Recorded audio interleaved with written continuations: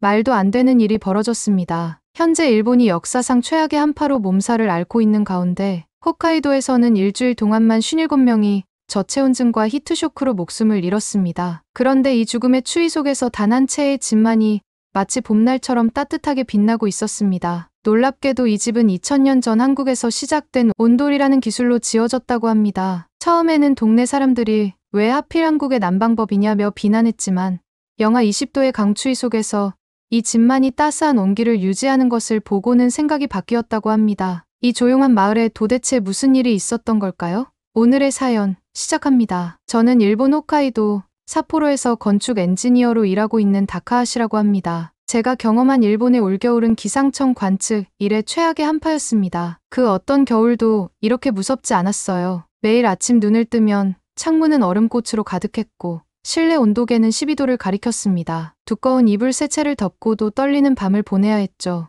홋카이도는 원래 추운 곳이지만 이번 겨울은 달랐어. 영하 20도까지 내려간 기온은 숨쉬기조차 힘들게 했습니다. 아침에 출근길에 마스크를 쓰지 않으면 폐가 얼어붙을 것 같은 고통이 느껴졌죠. 하지만 정말 무서운 것은 바깥이 아니라 집 안이었답니다. 그날 아침 평소처럼 사무실로 출근하려던 저는 휴대폰에 울리는 긴급 재난 문자를 받았어요. 어젯밤 홋카이도 전역에서 17명 사망, 히트쇼크 주의. 저는 그 자리에서 얼어붙었습니다. 히트쇼크란 급격한 온도 변화로 인한 심장마비를 뜻하는데 주로 따뜻한 방에서 나와 차가운 화장실이나 욕실로 들어갈 때 발생하죠. 어떻게 하룻밤 사이에 17명이나 사망한 걸까요? 사무실에 도착하자마자 건축과 팀장이 긴급 회의를 소집했더군요. 다카하시 씨, 이번 사태를 어떻게 생각합니까? 팀장의 목소리가 무거웠습니다. 모두들 침통한 표정으로 저를 바라봤어요. 사실 저는 3년 전부터 일본 주택의 난방 시스템에 심각한 문제가 있다고 주장해왔거든요. 하지만 그때마다 현실성 없는 얘기라며 무시당했답니다. 제 생각은 변함없습니다. 우리 일본 주택의 난방 시스템이 문제입니다. 저는 단호하게 말했어요. 회의실에 찬 공기가 흘렀습니다. 자,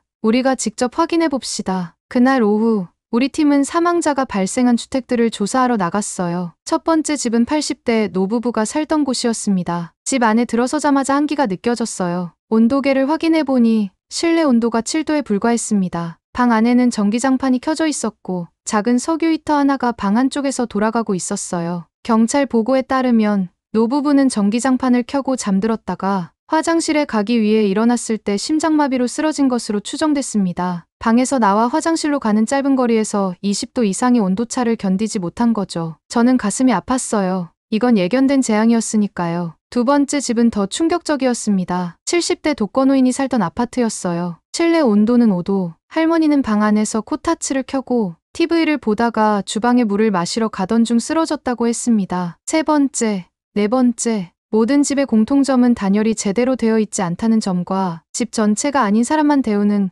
국소 난방에 의존하고 있다는 점이었어요. 우리 일본 주택은 전통적으로 여름 더위를 견디기 위해 설계되었고 겨울철 난방은 코타츠나 석유 히터 같은 국소적인 난방에 의존했습니다. 하지만 기후 변화로 겨울이 더 추워지는 상황에서 이런 방식은 점점 위험해지고 있었어요. 홋카이도에서만 17명이었지만 도쿄에서도 비슷한 사건이 보고되기 시작했습니다. 도쿄의 노인들이 많이 사는 구식, 주택에서는 실내 온도가 10도 이하로 떨어져 노인들이 저체온증을 겪고 있다는 뉴스가 나왔어요. 일본 전역이 난방 위기에 직면한 겁니다. 이런 식으로는 안 됩니다. 이번 겨울이 지나기 전에 수십 명, 아니 수백 명이 더 희생될 수 있어요. 저는 현장에서 돌아온 뒤 열린 긴급 대책 회의에서 목소리를 높였죠. 우리 일본 주택의 근본적인 문제를 해결해야 합니다. 단열과 전체 난방 시스템을 완전히 바꿔야 해요. 하지만 회사의 중역들은 고개를 저었습니다. 비용이 너무 많이 들어요. 기존 주택을 모두 개조할 수는 없습니다. 저는 그 말이 이해가 되지 않았어요. 사람의 목숨보다 비용이 중요하다니요? 저는 그 자리에서 분노했습니다. 그럼 사람들이 더 죽게 두시겠다는 겁니까? 전국 뉴스에서는 연일 노인들의 사망 소식을 전했어요. 일본 정부는 임시 난방 시설을 마련하고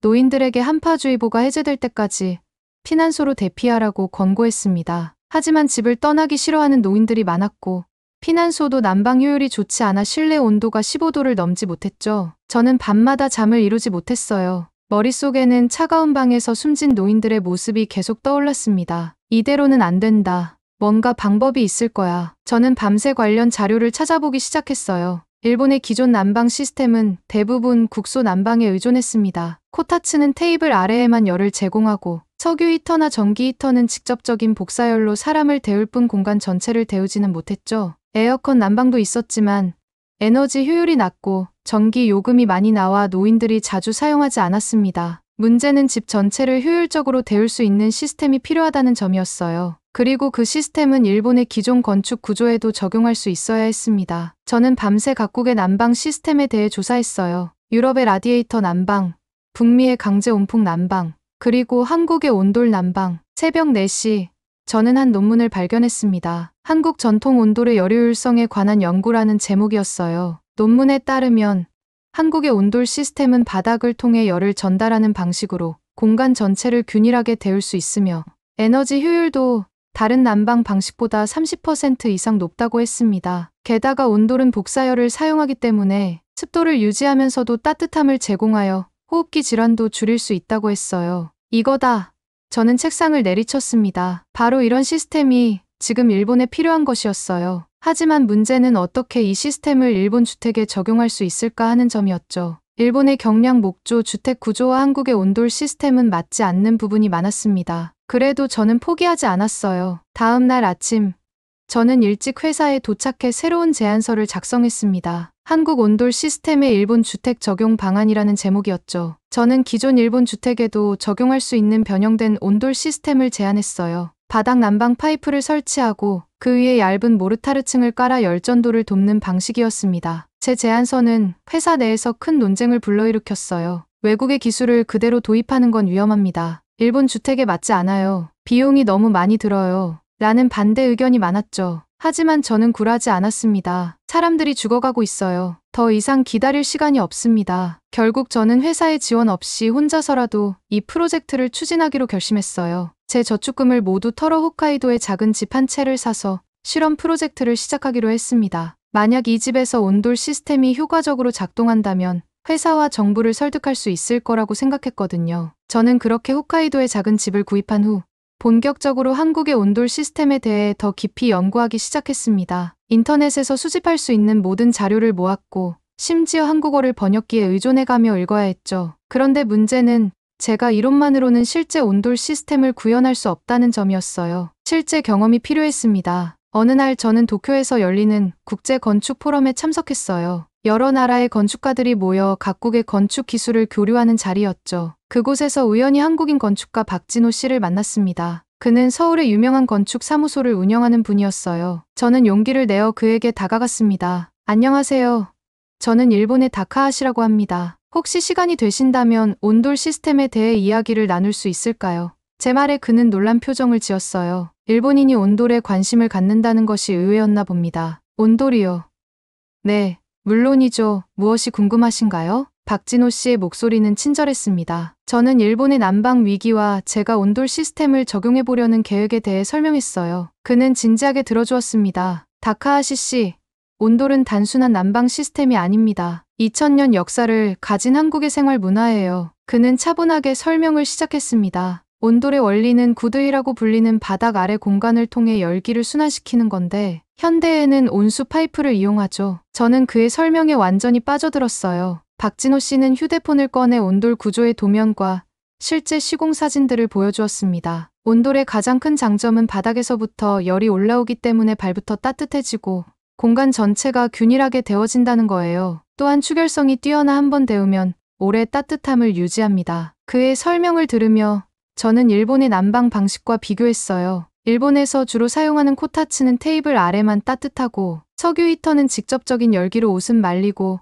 얼굴은 화끈거리게 하면서도 발은 여전히 차가웠습니다. 에어컨 난방은 천장에서 더운 공기를 불어내리지만 금방 위로 올라가 버려 효율이 떨어졌죠. 그런데 다카하시 씨, 온돌 시스템을 일본 주택에 적용하려면 많은 어려움이 있을 거예요. 박진호 씨는 현실적인 문제를 지적했습니다. 일본의 경량 목조 주택은 한국의 콘크리트 구조와 다르니까요. 그리고 바닥 높이도 문제가 될 수 있어요. 저는 고개를 끄덕였습니다. 이미 예상했던 문제들이었어요. 그래도 저는 시도해보고 싶습니다. 사람들이 추위로 죽어가고 있어요. 제 진심 어린 말에 박진호 씨는 잠시 생각에 잠겼습니다. 그렇다면 다카하시 씨, 제가 도울 수 있을 것 같네요. 다음 주에 시간이 되시면 홋카이도에 그 집을 한번 보러 갈 수 있을까요? 그의 제안에 저는 너무 기뻐서 어쩔 줄 몰랐습니다. 꿈에 그리던 전문가의 도움을 받을 수 있게 된 거니까요. 일주일 후 박진호 씨는 약속대로 홋카이도에 왔어요. 그는 제가 구입한 작은 집을 꼼꼼히 살펴보았습니다. 일본 전통 가옥이네요. 바닥이 다타미로 되어 있고 기초 구조가 약해요. 하지만 불가능하진 않습니다. 그날 밤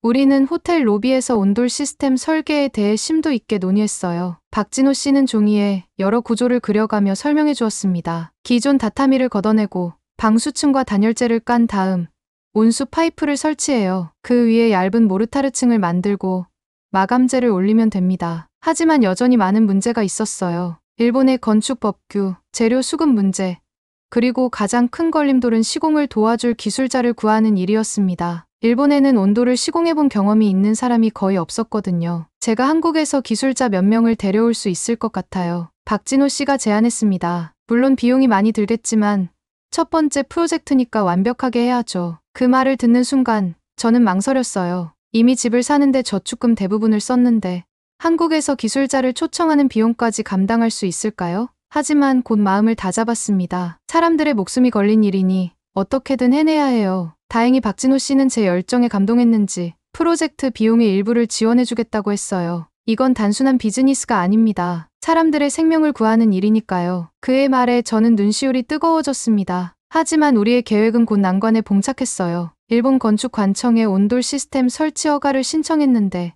거절당한 겁니다. 기존 건축 법규에 맞지 않는 시스템입니다. 안전성이 검증되지 않았어요. 저는 관청을 직접 찾아가 담당자를 만났습니다. 이 시스템은 이미 한국에서 수천 년 동안 안전하게 사용되어 왔습니다. 게다가 현대식 온돌은 더욱 안전하고 효율적이에요. 하지만 담당자는 고개를 저었죠. 외국의 시스템을 그대로 도입할 수는 없습니다. 일본의 기준에 맞는 검증 과정이 필요해요. 그날 저녁, 저는 좌절감에 빠져 있었어요. 박진호 씨가 위로했습니다. 다카하시 씨, 관료주의는 어느 나라나 비슷해요. 하지만 포기하지 마세요. 다른 방법을 찾아봅시다. 우리는 전략을 바꾸기로 했습니다. 공식적인 허가를 받기 전에 먼저 비공식적인 시범주택을 만들어 그 효과를 증명하는 거예요. 일본에서는 개인 주택의 내부 리모델링에 대해서는 비교적 규제가 덜했거든요. 그래서 우리는 제 집을 완전히 비밀리에 개조하기 시작했습니다. 박진호 씨가 한국에서 2명의 온돌 전문 기술자를 데려왔어요. 그들은 관광으로 입국했고 우리는 조용히 작업을 진행했죠. 작업은 생각보다 어려웠습니다. 먼저 기존의 다타미와 마루를 모두 걷어내야 했어요. 그 아래 목재 바닥 구조가 드러났는데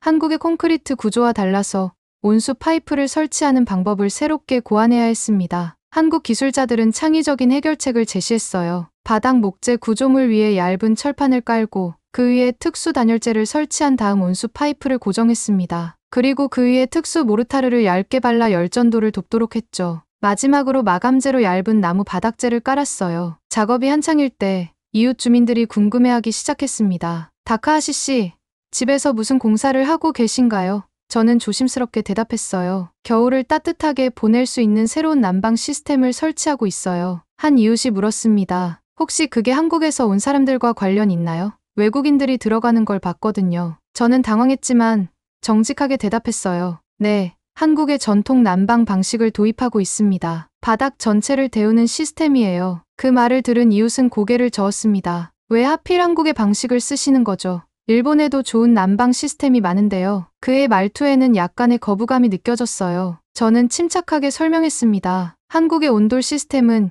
2000년의 역사를 가진 검증된 기술입니다. 에너지 효율이 뛰어나고 균일하게 집 전체를 데울 수 있어요. 무엇보다 히트쇼크의 위험이 없습니다. 하지만 그 이웃은 여전히 의심스러운 눈빛이었어요. 외국 기술에 의존하는 건 좋지 않아요. 일본의 기술로도 충분히 해결할 수 있을 텐데요. 그의 말은 단순한 개인 의견이 아니라 일본 사회 전반에 퍼져 있는 보수적 태도를 반영하고 있었습니다. 작업은 2주 동안 계속되었어요. 마침내 온돌 시스템 설치가 완료되고 보일러를 연결하는 날이 왔습니다. 저는 긴장된 마음으로 시스템을 가동했어요. 처음에는 아무 변화가 없었습니다. 바닥은 여전히 차가웠죠. 걱정하지 마세요. 시간이 좀 걸립니다. 한국 기술자가 설명해 주었어요. 바닥 전체가 데워지려면 적어도 2~3시간은 필요해요.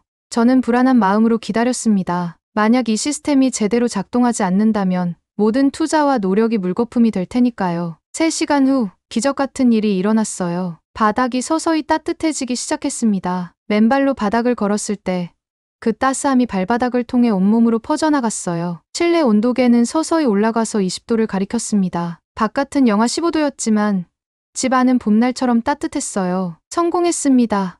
모두가 기뻐했습니다. 저는 감격에 겨워 눈물을 참을 수 없었어요. 드디어 해냈다는 안도감과 기쁨이 밀려왔죠. 박진호 씨는 등을 두드려 주었습니다. 축하해요. 다카하시 씨.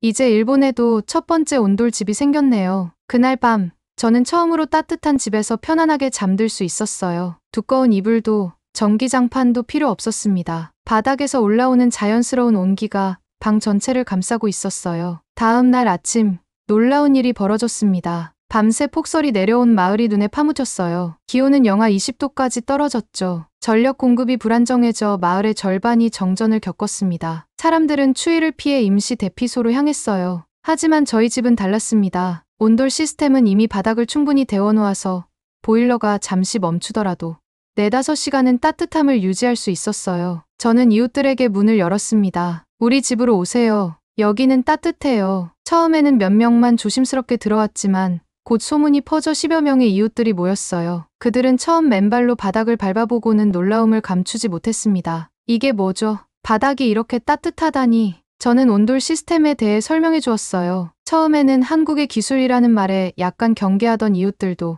직접 체험해보니 생각이 바뀌는 듯 했습니다. 특히 80대 노인 스즈키 씨는 감격해 하셨어요. 50년 넘게 일본에 살았지만 이렇게 따뜻한 집은 처음이에요. 발부터 따뜻하니 온몸이 녹는 것 같아요. 그날 밤 우리 집은 마을의 작은 피난소가 되었습니다. 이웃들은 바닥에 이불을 깔고 편안하게 잠을 잤어요. 아침에 일어나서도 아무도 감기 기운이나 관절통을 호소하지 않았습니다. 온돌의 효과가 증명된 순간이었죠. 뉴스에서는 그날 밤 홋카이도 전역에서 또다시 12명이 저체온증과 히트쇼크로 사망했다고 보도했어요. 하지만 우리 마을에서는 단 한 명의 사망자도 없었습니다. 저는 결심했어요. 이제 더 큰 계획이 필요해요. 이 시스템을 널리 알려야 합니다. 박진호 씨도 동의했습니다. 다카하시 씨, 이제 시작에 불과해요. 한국과 일본이 함께 협력한다면 더 많은 생명을 구할 수 있을 거예요. 그의 말에 저는 깊이 공감했습니다. 국적과 민족을 뛰어넘어 사람들의 생명을 구하는 것이 진정한 기술의 가치라고 생각했거든요. 그날 저녁, 저는 처음으로 제 회사 팀장에게 전화를 걸었어요. 우리 집에 한번 와보세요. 제가 보여드릴 것이 있습니다. 팀장은 의심스러워하며 물었습니다. 무슨 일인가요? 저는 간단히 대답했어요. 일본의 난방 문제를 해결할 방법을 찾았습니다. 저는 회사 팀장이 제 집을 방문했을 때의 표정을 절대 잊을 수 없습니다. 영하 18도의 날씨였지만 저희 집에 들어서자마자 그는 코트를 벗었어요. 이게 정말 가능한 일이었군요. 팀장의 눈에는 놀라움이 가득했습니다. 저는 그에게 온돌 시스템의 원리부터 설치 과정, 그리고 에너지 효율성까지 모든 것을 설명했어요. 특히 우리 집의 전기 요금이 이웃들보다 30% 적게 나왔다는 사실에 그는 깊은 인상을 받았죠. 다카하시 씨, 이건 정말 혁명적입니다. 회사에 이 제안을 공식적으로 다시 올려보세요. 그 말에 용기를 얻은 저는 더 큰 계획을 세웠습니다. 박진호 씨와 함께 온돌 체험관을 열기로 한 거예요. 제 집을 개방해 사람들이 직접 온돌의 따뜻함을 경험할 수 있게 했습니다. 처음에는 몇몇 이웃들만 호기심에 찾아왔지만